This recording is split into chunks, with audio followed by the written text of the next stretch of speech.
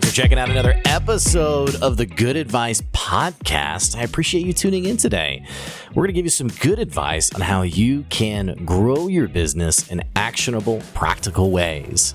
Now, if you've been thinking about how to get ahead on social media and to actually turn your business into a brand, I think you're going to enjoy this episode. We have Jenna Leurquin on the podcast. She has an Instagram for her business, JL Patisserie, and they have about 100,000 followers on Instagram, all through content that she creates herself for her business. It's actually a pretty hilarious Instagram profile account I'd love to see. She has two locations, one in Scottsdale, Arizona, and one in Phoenix, Arizona. You can find out more by going to her website. Other than that, I think you're going to enjoy this episode. But before we dive in, let's hear a word from one of the amazing businesses that sponsor the podcast. We'll be right back. Talk soon. Life is constantly moving quickly, and in fact, I find myself more and more wanting a pause button to capture some of those special memories with my family. That's why I love what the team at Duncan & Stone is doing. They've created high-quality keepsake journals for every stage of life. From people who are freshly engaged all the way to welcoming their first child, Duncan & Stone has a series of journals that are incredible for capturing some of those precious memories, and not just memories, but the stories and conversations that you want to have with your loved ones one day. Personally, I love the Dear Daughter Journal because it captures all of the amazing memories that I want to be able to tell my daughter Maylee one day. The team at Duncan & Stone understands the value of keeping these memories close to home. That's why they've spared no expense in creating high-quality journals that are designed in-house because they know how precious these memories are.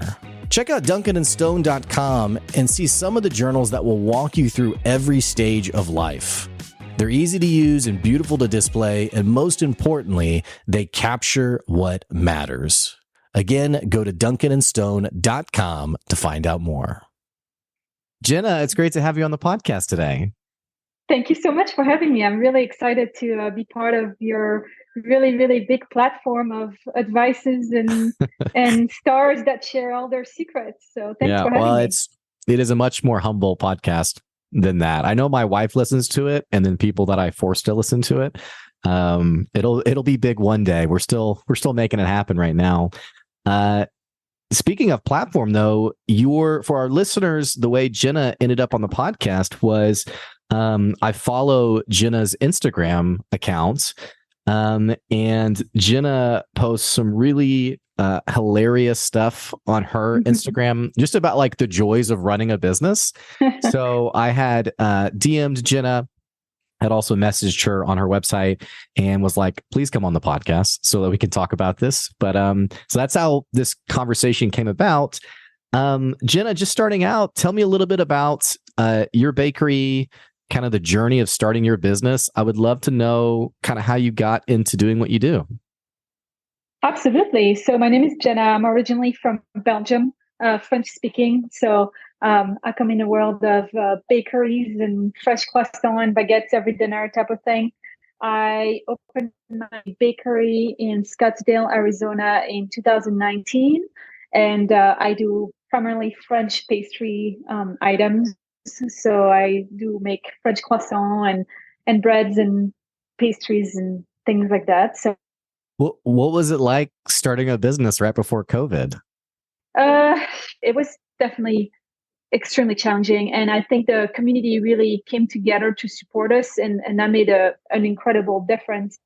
Well, I was just curious because, running a business is so hard, and you had just started a business and you're also in the food industry, which typically has lower margins. So like going through COVID, like how did you stay positive? Like what kept you going during COVID? I'm a very resilient person. So I think whatever happened, I was never going to give up. I kind of shift into survival mode in a way. I've been a very high performance athlete in the past. That I was on a full scholarship for golf and things like that. So I'm used to being challenged, and I just, shut down my emotion and just went full on survival and worked as hard as I could to just make it through. And I never really, I never really looked at the big picture at the time. I just focused on like, I need to do this, then I need to do this. And it was like one line at a time. And so that's just kind of how I pushed through it in a way. Did you have anyone close to you who was telling you, "Hey, you should really shut down"? Or because I know during challenging times for all of us in our business, we're often getting a lot of different opinions. Like you have people who are like, "Hey, you can do it, keep going," and then you have other people who are like, "Hey, you should quit. Like you should shut this thing down." Like I'm curious how you navigated.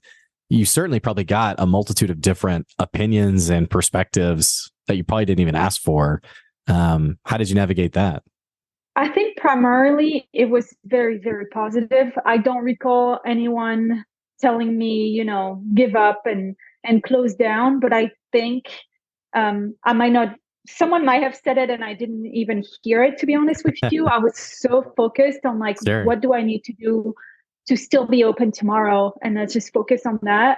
That I just didn't let anyone, kind of tell me otherwise. Yeah. And I think for the majority of the feedbacks were, what can we do to support? Like, let's help you. The community really came together. Right. I mean, it was quite incredible. I felt almost more supported through COVID than we did when we originally opened, because people really cared that we would survive. And so I think that made a big impact. And regardless of what people say, I always try to focus on the people that were there to support me, rather than this and this person told me to close. I mean, screw it, right? Sure. We just celebrated 5 years of doing the podcast, and I honestly just think congratulations. Thank you. I just think I was probably too stubborn, too stubborn to give up. So yeah. But and you're still so passionate. I mean, you're right. It's a really tough industry, but you're so passionate. And I felt like I had just opened, and I'm like, I haven't even had my chance, So I just wanted to really push through and see how far I could do it. And yeah, I love that you bring that up. I love that you bring that up too, because I was talking to someone else this morning we were talking about podcasting, like how do you podcast long term? And what I was explaining to them was I said, for me, podcasting for 5 years, like you used the word passion, which I love that you said that, because for me, it's like, I mean, if I was podcasting or not, I would be talking about the things that I talk about because I'm very passionate about it. And it feels like a lot of entrepreneurs are really struggling to find. I think some of them really know their passion. I think other ones, like they like the idea of like business ownership. They like the idea of entrepreneurship, but they're not sure what they're passionate about. What was it for you about, running your bakery that, like, have you always had this kind of passion at a young age? I mean, what does that look like for you? I've always loved baking. And I liked the idea of the entrepreneur part of the business operation. I wanted to do my own thing and offer my products. I think the primary reason why I opened in a market that I did is because when I lived here, I was a pastry chef, and I realized, we don't have any French pastries. We have actually a pretty big French community, and I want to offer those products. But I think in terms of passion in the service industry, you have to be very passionate to do that over, or a little bit crazy or but you definitely got to have a little bit of combination to keep pushing through, holidays and the long nights and baking and the stress that is on your body also. Yeah. Right. Sorry, go ahead. I didn't mean to interrupt you. Go ahead. I never really, like, it wasn't like I grew up and I was like, one day I'll have a bakery. It's a combination of many things, but first and foremost, it was a passion for baking and wanting to offer my product to the community that I grew to know here, and that's kind of how everything kind of came together. How did you end up in Scottsdale, Arizona, all the way from Belgium? Well, originally it was because of my golf scholarship. So I first got recruited in the US for golf, and I just loved the States and I wanted to stay here. And I think Arizona is a fantastic market where it's, not LA or New York, but yet you have a great community. You have a lot of people. They're well traveled. They're interested, and it's a great place to be in. And so it's kind of a less demanded market in terms of international acquisition. If you look at any bakers dreaming in America, they're going to tell you Hollywood and New York or Miami, and no one's going to say, Boise or Arizona or Colorado, because it's, not necessarily like the dream destination. But I think it's a fantastic market, and I'm very glad I ended here. Do you still find time to golf? About 3 times a year. So only 3 times a year. Oh no. Yeah. Well, I guess this is your passion now. It's a little challenging right now. So, yeah. Yes, definitely. Okay. Well, I want to talk about your social media account so for our listeners, I mentioned how Jen and I met. I literally just DM'd her and asked her to come on the podcast. So for our listeners, there was a post I saw I don't know how it ended up on my feed, but there was a post from Jenna that it was something along the lines of when a customer, it was a skit. It was when a customer says they know the manager, and then Jenna was like celebrating and like basically deleting, like comping everything on the order. Like, this is free for you. And it was just so funny and so true for like what we experience as business owners. But then I started looking more at your social media and I was like, holy cow, this is an awesome profile. Like, it's genuinely funny. So much to relate with. Like, and here's what's really interesting. And by the way, I don't mean to make this question so long-winded, but I think it's interesting with social media, like taking your industry, for example, or taking your bakery, for example. The temptation is every day I'm going to like take a picture of a croissant and like post that, or like the different like items, but you aren't doing that. You're posting just like genuinely fun stuff that's engaging people and that's building your brand. And for our listeners, Jenna has just under 90,000 followers on Instagram. So I'm not the only one who likes this account. Clearly, people love this account. I want to hear about how did you think of like the social media profile and like start to build it? Like, I'm very curious about how you began that journey. So the truth is, when I first opened my bakery, it was very difficult for me to start building a team. I was young. I was 26, 27, and it was hard to retain employees and things like that. And then little by little, we started growing the team with truly amazing people, And I could not believe that people that incredible were getting up early in the middle of the night to come to my bakery and help me shape a croissant. Like, I'm just like, those people are so amazing. And I specifically wanted to start posting social media that were showing like, this is who we are. Like, we're beyond a croissant or a latte. We're people, and this group of people that make this product for you is amazing. And I wanted everyone to know that. And so we started doing little videos where we could show us like joke around in the back and things like that. And so, that's really the genuine thing of why I started doing what I was doing. And I just wanted the world to know, this is who we are, this is what we do. And those are the people that care about our product. I saw your other post. This was probably maybe a week or so ago of like people who are morning persons versus not. And I think it was you who was like, you were forming something. And then you had the other coworker who was like, it was like 6 a.m. and they were like jumping around, like really excited. But, my very first job, I was in high school. I was, I think like 15 or 16 years old. And I worked at a bakery. And I loved the job so much that when I went to college, I was 19, 20 years old. And this was in my hometown, was where the bakery was. But I would come home for the weekend to see my family. And then I don't know if this was legal or not, like in terms of like employment laws or whatever, but I would go back to the bakery and I would beg them to let me work for them for free. like just for the weekend. I was like, can I just work here for the weekend?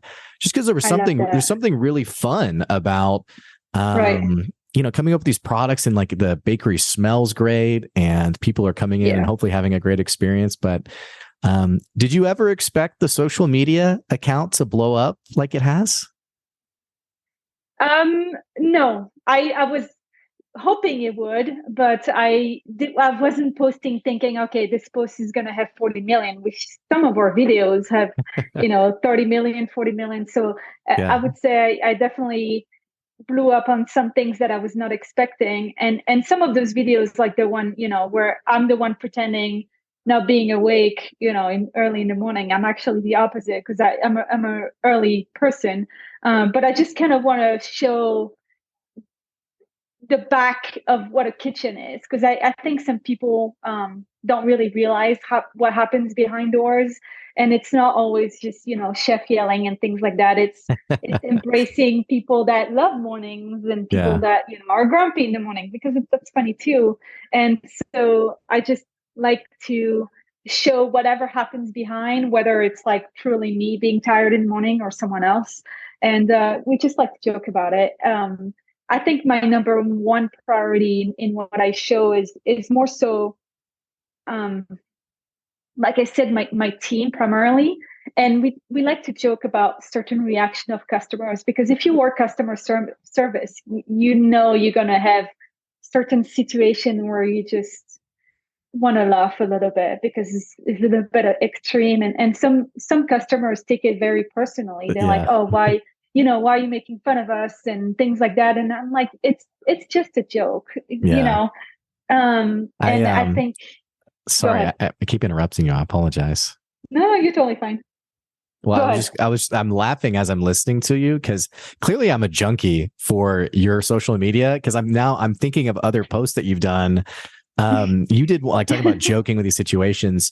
You did one recently, or maybe it was, and Instagram's weird. Sometimes it puts a post in your feed that the post itself is actually like months ago. Yeah. So actually, I don't know when you made all of these, but there was one that you put up that was something like, it's like 5 minutes till closing, and you're like over the top, like breaking things down, like cleaning things, like to try to, and I used to work in a restaurant too, and we closed at 10 o'clock at night, and you would always have the customer coming in at like 9:58, where you're just like, oh, okay, and so I just thought it was hilarious. But I think that's also what's really fun. And the joke isn't always on the customer. So that joke wasn't necessarily me being like, why is the customer still here? Don't you get the clue we're closing?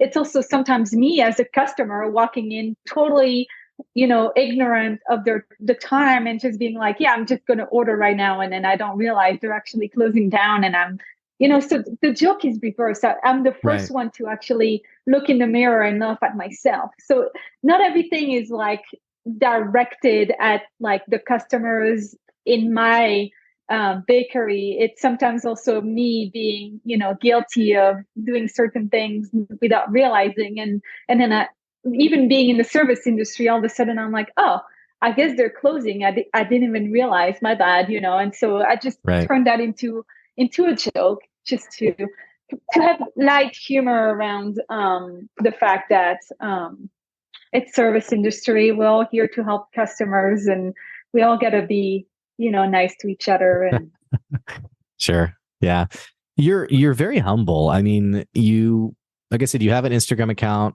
90,000 followers. It seems like your business is doing really well. I love how you keep talking about how amazing your team is. This because they are. I believe that. Yeah, of course. And I don't mean that. I would be nowhere without my team. Nowhere. I mean, and I will have my team's back over any customer in the world, because they're my number one.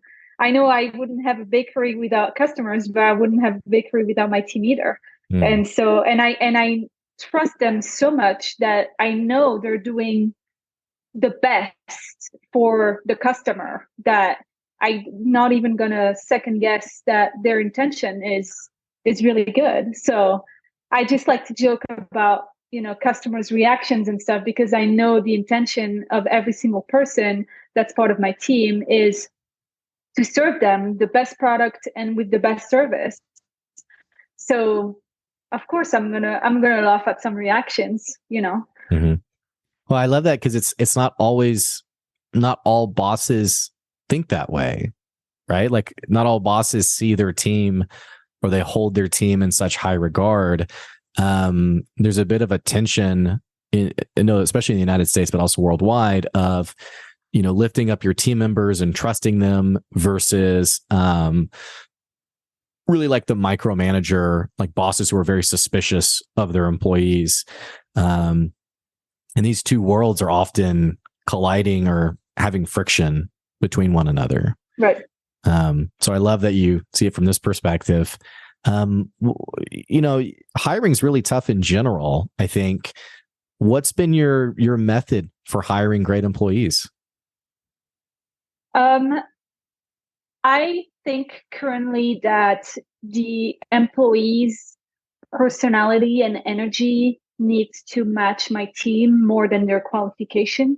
So that's a huge thing for us when we look at anyone joining our team is, are you actually, in terms of character and personality, a good fit for the company, rather than being, can you roll a croissant perfectly? Beyond that, we can teach anyone anything, but are you a good person that we do like to work with? We've had some people that were extremely talented join the team, and we just weren't a match in terms of energy and in terms of character, that we just didn't work together. Most of my team is young, very dynamic, very passionate.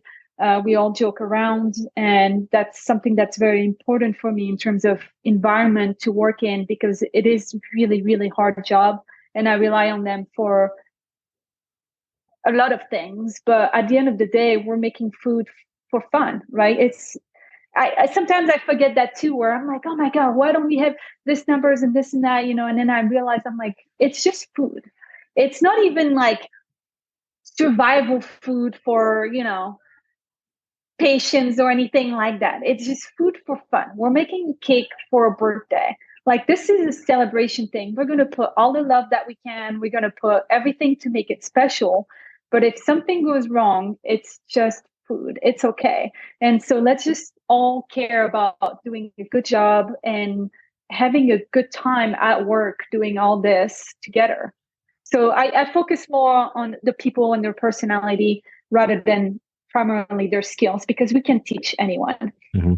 How do you get a sense of that, like in your first meeting, like in an interview? Because I know a lot of our listeners are probably agreeing with that, but they're probably wondering also, like, when I sit down with someone for the first time, without like seeming creepy, how do I get a sense of someone's personality or their attitude? Like, what does a typical interview look like for you? It's a little bit difficult in terms of the first interview, because sometimes people are really shy or they're very nervous, so they come off a certain way. But then when they actually open up and feel more comfortable, they're incredible, nice, funny. So in terms of interview, we look more for what they're looking for. My first question is always, what are you looking for? And if they seemed passionate, I love that you made this croissant, and I've been following you, and I think this is so cool, and I dream to learn this and this from you, and I'll do anything to be here and learn. That's a great trait of someone that wants to be there. If they're just kind of like, I guess I can be here at 9, and I don't see the passion. Or I say, are you more interested in this aspect of the work? Are you more interested in this aspect of the work? Like, do you really like glazing cake? Do you really like rolling croissant? You're just kind of like, whatever. You don't have the passion. Versus if you're like, everything, I love glazing, I love, and then when I was at home, I made this cake and I love this, and this, I had this from your bakery one time and it was so good. And I put on my vision board that I was going to work here. They're hired immediately. I'm like, I don't even care if you can make something or not. Let's go. You start tomorrow, Oh, wow. I love that. That's a big difference of enthusiasm and passion and things like that. That's more so what we're looking for, rather than someone being like, I worked at this place and I worked at this place and I went to this school and we always laugh about the sentence of, I have 37 years of experience. And it's like, that's fantastic. Like, and what does that give us? Right. That has nothing to do with us today. So, do you have people who come to your store who have like found you on social media and they're like traveling through Scottsdale who are like, oh, I had to come here? A ton. It's so funny. And I have people like, sometimes I'm on bar, which is the barista, and they're literally like, "Oh my God, I can't believe you're making my You're coffee." you. And I'm like, "Yeah," and I'm like, "Who? Me? I'm just me." In my head, I'm still just me. Or sometimes I'm literally like at a grocery store, and they'll be like, "Oh my God, Jenna," and I'm like, "Hello, I'm just buying some apples over here," but. It's funny. I don't realize sometimes that people see it a certain way, and in my head, I'm still just me, and I care about my team coming here, making a good work, and having fun. So it's funny to see that the world sees it differently sometimes. What do you? So you're obviously like I think something happens for every business owner where like the business itself grows to the point where now like you have like the brand of the business. Like you have this amazing social media profile. You have people visiting from out of town to come to your bakery. What's it like? You're still managing the business itself, but like, do you think about or dream about like where this could go long term, or like how big could this be? Like, do you think about like multiple locations, or like where does your mind go when you think about the future? I definitely would like to keep growing. So we're definitely gonna open more stores and things like that. I wanted to do that like organically. I don't want to push it. But I do see that and feel that in the sense that every day with my team and with my customer base and with my community, I feel like I have the support to keep growing. So those feelings haven't come from a 40 million view on a video. Those feelings come from my day-to-day being managed correctly with the right people, having the continuous support of the actual local community. And so, yeah, I do want to keep growing. And in terms of branding, as long as people keep in mind that we are people behind the product, and which is why this entire social media originally started, was to show the genuine back of our operation. And I don't want people to start seeing the brand as in, wow, well, she's so big now, it's so corporate. Like that's not the case. I'm still in here every day shaping croissants, shaping pies, making things happen. Like I said, I'm on bar some of the Sundays. So I am hands-on 100%. And so as long as the growth doesn't impact the feel of our bakery, which is very community focused and organic, then I feel like we have the potential to keep growing. And that primarily comes from the people around me every single day, more so than the support on social media. Well, Jenna, it's been so nice having you on the podcast today. We are actually out of time. It's been so great. For people, it was awesome. For people listening, would the best place for them, do you want them to go to your website, to your Instagram? What would be the best next step for them? Website if you're buying a pie because Thanksgiving's coming up, or social media if you want to have a good laugh. And yeah, and the website, I'm going to put it in the episode description, but it's jlpatisserie.com. And again, for our listeners, I'll have that in the description of the episode for you all. So, sweet. Jenna, I love talking to you. This was so fun, and I appreciate you coming on. Thank you so much for having me. I'm very excited. Hey, for our listeners, if you enjoyed this episode, what the heck you waiting on? Click that subscribe and follow button so you can keep getting good advice wherever you are. Don't forget, if you're looking to advertise on the podcast, you can always email me, blake@goodadvicecoaching.com, or you can check out our Patreon to get ad-free episodes as well, patreon.com/goodadvice. Thank you for all of you who have supported the podcast for so long. And that's today's good advice. We'll catch you later. See ya.